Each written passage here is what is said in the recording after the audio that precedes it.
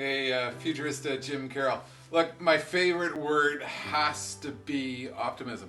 When I went through previous economic declines, the dot-com bust of 2001 and the economic downturn of 2008, I noticed there were two types of leaders and leadership groups in the talks. There were those who were absolutely immersed in the doom and gloom and just how bad things were. And that's where you might find yourself right now as the markets unfold and as this very complex new world evolves around us at an absolutely furious pace. But then I met a lot of leaders, a lot of CEOs, a lot of senior executives who were of the mindset that, look, we've been here before. We know this is something that we've got to ride out. So we've got to be of a mindset that we've got short-term goals that we need to pursue to get through this thing. But look, we got to keep our eye on the 8 ball. We've got to keep our eye on the long-term substantive transformative trends, which are really going to change our world in very fundamental ways. They were focused on optimism. They were focused on sharing optimism. They were focused on looking at the opportunities that were yet to come rather than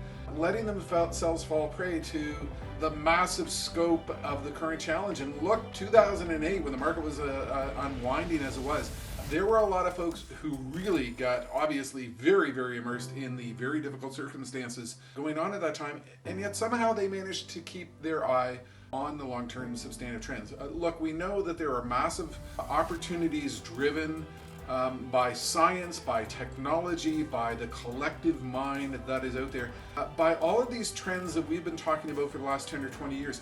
These trends have not gone away. They might have been slowed, but they are still there. So what you really need to do is you need to define yourself by the optimism that you can carry as to where we're going to go forward in the future, rather than by the pessimism, rather than by the doom and gloom. Optimism is oxygen. Remember that key phrase, and that's one of the most important leadership attributes that you can adopt as we continue to go into this very fast evolving, very complex new world.